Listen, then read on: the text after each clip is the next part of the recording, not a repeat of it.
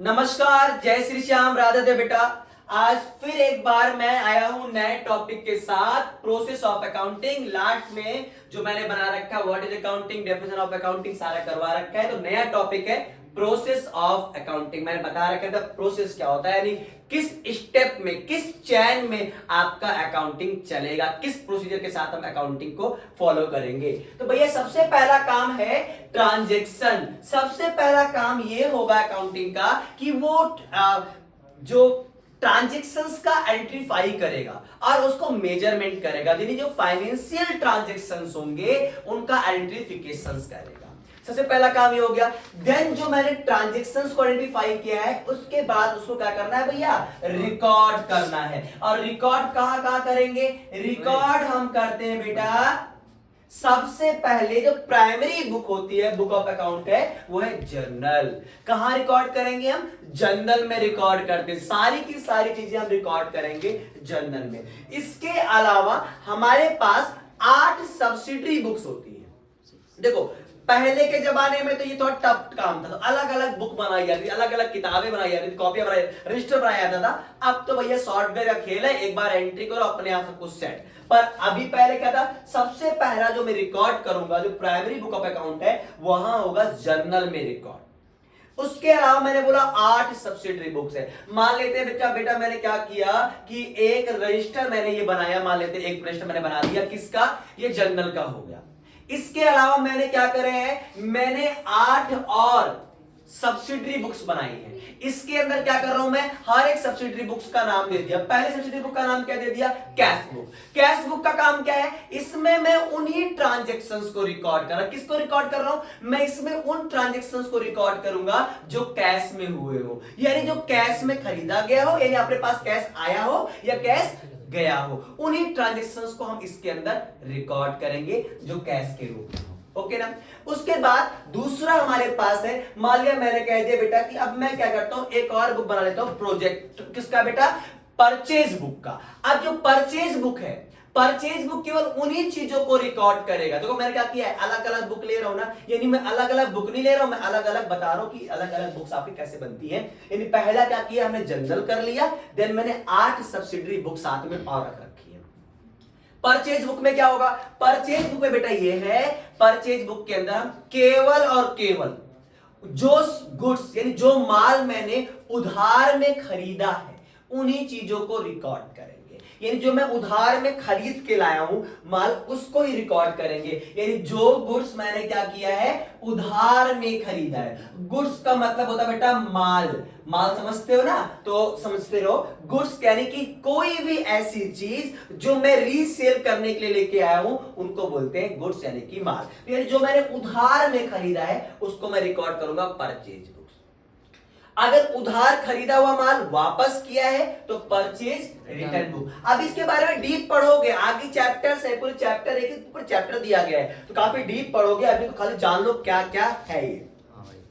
Then बेटा sales book, sales book में क्या रिकॉर्ड करोगे, जो चीजें मैंने उधार में बेची है, ऐसी वो सारी की सारी चीज जो मैंने उधार में बेची है उसको मैं लिख दूंगा सेल्स बुक में।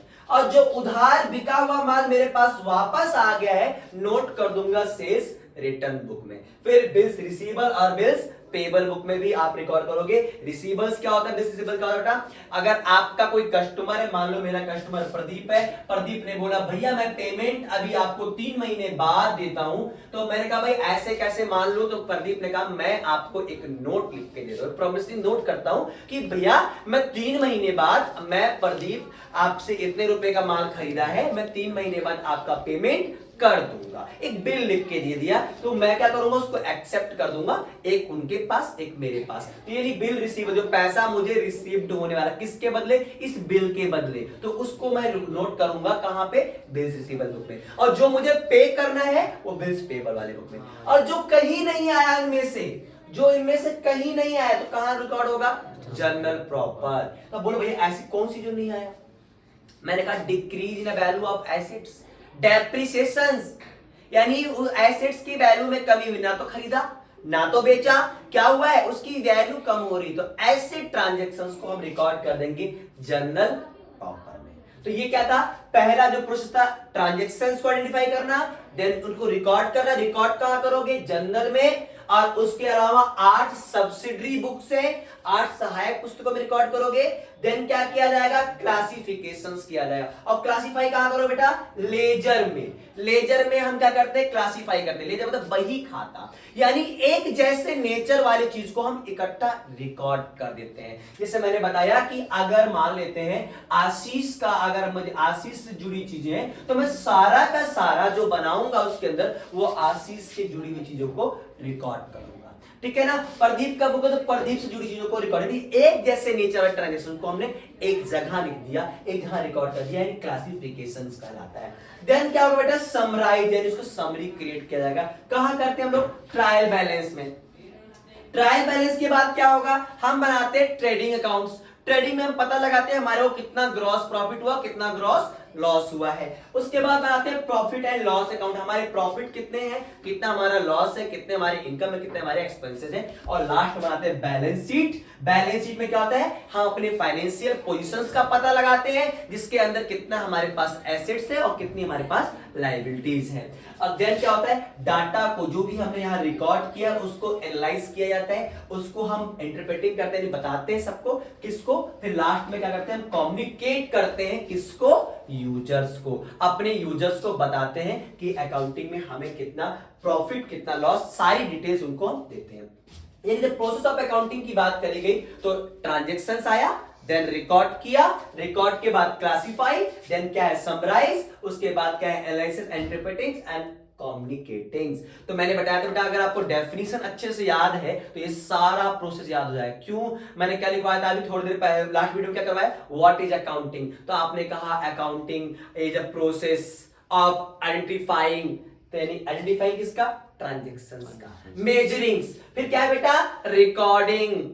तो आया ना प्रोसेस में? व्हाट इज अकाउंटिंग में आ रहा है ना भैया? रिकॉर्डिंग। फिर क्या बोला था मैंने? समराइज, सॉरी क्लासिफाइंग, तो ये रहा क्लासिफाइंग। फिर क्या बोला था मैंने? समराइजिंग, समराइजिंग आ जाएगा। फिर मैंने बोला था analyse and interpreting and communicating. तो यानी अगर आपने व्हाट इज अकाउंटिंग पढ़ लिया तो आपको प्रोसेस ऑफ अकाउंटिंग तो खुद ही आ गया।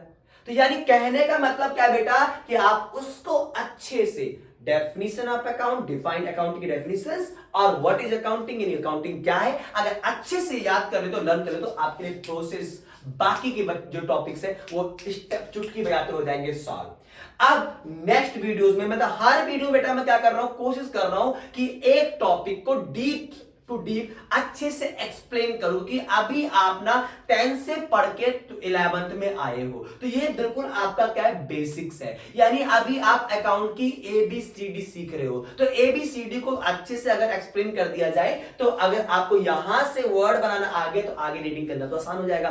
तो इसीलिए मैं कोशिश कर रहा हूं हर एक वीडियोस में एक एक टॉपिक को अच्छे से क्लियर किया जाए। तो अब पीछे भी जो वीडियोस हमारी आई हुई है उसमें एक एक टॉपिक को क्लियर करा है, ताकि आपका जो बेस रहे वो क्लियर रहे, ताकि आगे आप जाके अच्छे से अकाउंटिंग को समझ सको और करो।